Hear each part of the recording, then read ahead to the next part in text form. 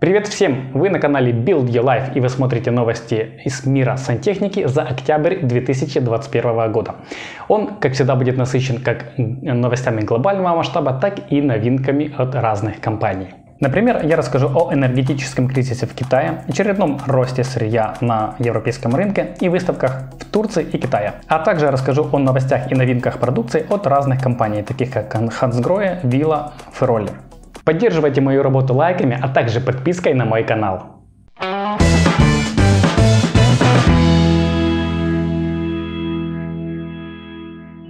И первый вопрос – это энергетический кризис Китая. Начну с того, что проблемы с выработкой энергии в Китае начались еще в июле этого года. И к октябрю достигла своего пика. Хотя, кто его знает, может это только его начало. Сейчас во многих провинциях наблюдается нехватка электроэнергии. Происходит периодическое отключение света. Людям рекомендуют не использовать электроприборы в пиковые часы суток. Также многие производства или временно закрываются, или работают в неполную рабочую неделю. По прогнозам, такой режим работы на китайских фабриках продлится до декабря, а по самым глубоким прогнозам даже до апреля 2022 года. Почему же так произошло? Одной из главных причин есть нехватка угля, а также ужесточение стандартов выбросов. Эти два фактора взаимосвязаны. Китай пообещал снизить энергоемкость примерно на 3% в 2021 году для достижения своих климатических целей. А власти провинции в последние месяцы усилили меры по ограничению выбросов после того, как только 10 из 30 материковых регионов смогли достичь своих энергетических целей в первой половине года. Более высокие цены на уголь и ограниченные поставки в стране, которая полностью зависит от угольной энергии для энергоснабжения, также привели к нехватке электроэнергии в преддверии зимнего отопительного сезона. Внутренняя добыча угля сдерживается ужесточением стандартов безопасности, в то время как импорт их основного экспортера Индонезии замедлился из-за плохой погоды. Ну и вкратце о выбросах. Китай – это крупнейший в мире потребитель энергии и источник парниковых газов. Поэтому он стремится довести выбросы углерода до нуля к 2060 году. Но еще одной причиной угольного кризиса в Китае есть его желание провести Олимпиаду в Пекине в следующем году с чистым небом над головой. Все, кто был в Пекине, конечно же, понимают, о чем речь. Какая ситуация на данный момент? Наиболее пострадали сталелитейная, алюминиевая и цементная промышленности. В результате чего около 7% производственных мощностей по производству алюминия было приостановлено, а в производстве цементов по стране целых 29%. В связи с этим в ближайшие месяцы многие страны и компании столкнутся с дефицитом китайской продукции. А в связи с логистическими проблемами, о которых я рассказывал ранее, этот кризис будет иметь более глубокие последствия. А теперь о ситуации на сырьевых рынках. В июньском выпуске новостей я уже рассказывал о росте цен на медь, алюминий и другие металлы. И в том же выпуске я говорил, что совсем непонятно, когда этот рост закончится. И сейчас я могу сказать, что он не закончился, а продолжается. На первые 3 недели октября алюминий подорожал на 11%, сталь на 6%, цинк на 27%, а медь на 17%. Некоторые европейские производители поднимают цены уже сейчас, некоторые приостанавливают отгрузки и ожидают стабилизации ситуации. Возвращаясь к Китаю, с 15 по 19 октября в Гуанчжоу прошла первая часть 130-й международной выставки Canton Fair. Кто не знает, это самая крупная выставка в Китае. Она проходит в несколько этапов, и на каждом из этапов представляются производители из более чем 10 отраслей. Выставка проходила сразу в двух форматах – офлайн и онлайн. В теперешнее ковидное время мало кто смог вживую ее посетить, особенно иностранных граждан. Поэтому многие могли воспользоваться возможностью общаться с потенциальными поставщиками через онлайн-платформу. Одной из отраслей была, конечно же, и сантехника. Продолжая тему выставок, расскажу пару слов о ISK Sodex Istanbul 2021. Эта выставка прошла в период с 29 сентября по 2 октября в городе Стамбул, Турция. Она проводится один раз в 2 года, начиная с 1997 года. На ней выставлялись компании с различных областей инженерии, водоснабжения, отопления, вентиляция и кондиционирования, системы пожаротушения и другие разделы. В среднем эту выставку посещают более 80 тысяч людей. На ней были представлены многие турецкие компании, Formul Plastic, Firat Boru, Sanica и многие другие. А также некоторые украинские, например, производитель стальных панельных радиаторов Ютерм. Теперь новости европейского рынка. Немецкий гигант Hansgrohe объявил о начале строительства нового производственного подразделения в Сербии. В городке Валево с 2023 года будут производиться смесители. Размер инвестиций в это предприятие составляет 85 миллионов евро. В настоящее время Хансгроhe производит смесители в Шильтахе, Германия, и Шанхае, Китай. Производственное предприятие в Оффенбурге специализируется на производстве пластмассовых изделий, таких как насадки для душа, картриджи и термостаты. Компания также имеет производственные мощности в Фильштетте и Бад Бетхайме, Германия, Барселоне, Франция и Атланте, США. Новый завод будет расположен на территории 130 тысяч квадратных метров, где будет работать 1000 человек. Всего в Хансгроhe по всему миру работает 4700 человек. В 2020 году объем продаж компании составил 1,074 миллиарда евро. Еще одна немецкая компания Villa сообщила о приобретении компании Quantum Flow Inc. Эта американская компания теперь будет входить в состав Villa USA.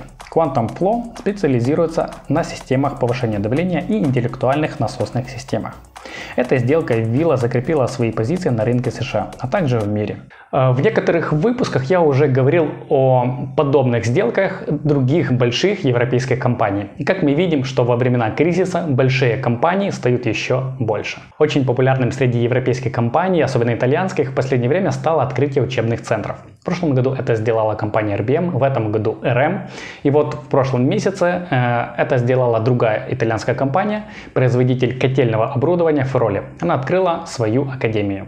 Здание занимает 700 квадратных метров и состоит из приемной 3 технических лабораторий, где работают с более чем 60 продуктами. Одна предназначена для настенных котлов, одна для центрального отопления и последняя для полностью электрических тепловых насосных систем, гибридных систем и очистки воды. Шведская компания LK Armatur представила 2 новинки. Первая – это новый ассортимент насосных групп LK Hydronic Group C125. В эту группу оборудования входят гидравлический коллектор с сепаратором LK860, насосные группы с прямым подключением LK861 со смешением и разные другие варианты. Вторая новинка – это новая серия термических загрузочных клапанов LK823 Thermovar R. Эта новая модель представляет собой 3-ходовой термоклапан для подключения котлов на биотопливе к резервуарам для хранения. Клапан имеет регулируемый температурный диапазон от 55 до 70 градусов по Цельсию. Этот клапан предотвращает образование конденсата, что продлевает срок службы котла. Представлен в 3 модификациях в зависимости от типа присоединительной резьбы. А теперь новости украинского рынка. Винницкий производитель полотенцесушителей Mario выпустил модель Chicago с электрическим подключением. Размер изделия 800 на 500 мм. Такой полотенцесушитель оборудован таймер-регулятором. Также этот бренд представил новые регулирующие угловые краны в квадратном корпусе. Такие краны идеально подойдут к профильным полотенцесушителям. Ряд новинок презентовал бренд Ravtec. Первая категория – это регулирующая радиаторная арматура. Сейчас на складе в Украине уже есть прямые краны, ручной вентиль, настроечный клапан на обратку и термостатический клапан. Также под термоклапаны появились и термоголовки. Тип подключения резьба М30 на 1,5. Они представлены в 3 моделях. И выглядят они, конечно же, солидно и стильно. И последняя новинка – коллекторы для водоснабжения. Они есть 2 типов с размером балки 3/4 и 1 дюйм. Все выходы на полдюйма. На выходах предусмотрены регулирующие вентили. Компания ФЭКО сообщила о расширении ассортимента труб. Теперь доступна для заказа труба ПРТ для теплого пола бренда Oventrop. Диаметр 16 на 2,0, длина бухты 240 метров. Компания Ukrinstall представила расширение ассортимента тепловентиляторов Zoninger Heater. Ранее линейка тепловентиляторов рассчитывала 4 серии One, R1, R2 и R3. Теперь же к ним добавилась еще одна серия Heater Condense Max или сокращенно CR Max. Новая серия агрегатов оснащена более мощным вентилятором на 520 Вт, а не 250 Вт, как в предыдущих моделях. Основные преимущества Heater Condense Max – это мощность до 120 кВт, производительность 5600 м3 в час, воздушный поток длиной до 26 метров и увеличенная площадь обогрева одним агрегатом. Также произошло обновление пульта управления. Новая панель управления имеет функцию недельного программирования, автоматически регулирует скорость вентилятора в зависимости от температуры помещения, а также может подключаться к сетям диспетчеризации BMS. Ну и визуально новая модель намного приятнее, чем предыдущая. И еще одна новость от Ukerinstall. 29 числа эта компания отмечает свой 13-й день рождения. Так что примите мои искренние поздравления. И еще один юбилей. Производитель теплотехнического оборудования Carrera в начале октября отпраздновал свой 10-летний юбилей. Также поздравляю. Теперь на очереди новости международного рынка. Компания «Чистый берег», один из лидеров теплотехнического рынка Беларуси, сообщила о старте отборочных соревнований чемпионата монтажников Grundfos 2022. Они будут проводиться в торговых объектах Чистого берега с 1 октября по 30 ноября. Компания Royal Thermo ввела в свой ассортимент аксиальные фитинги из полифенилсульфона, а также гильзы из ПВДФ. Также в ближайшее время будут добавлены в ассортимент электронные термоголовки. Они будут работать через Wi-Fi, а также иметь функцию недельного программирования. Российский производитель приборов учета Pulsar сообщила, что с конвейера сошла первая тестовая партия сигнализаторов загазованности. Эти устройства предназначены для непрерывного автоматического контроля концентрации оксида углерода или водородного газа метана в воздухе и выдачи сигнализации о превышении установленного порогового значения. Сигнализаторы загазованности продаются отдельно или совместно с клапанами. В состав комплекта входит сигнализатор загазованности CO, сигнализатор загазованности CH, соленоидный газовый клапан, блок питания. На этом все. В следующем месяце ждите новый выпуск с мира сантехники. Всем спасибо и до новых встреч!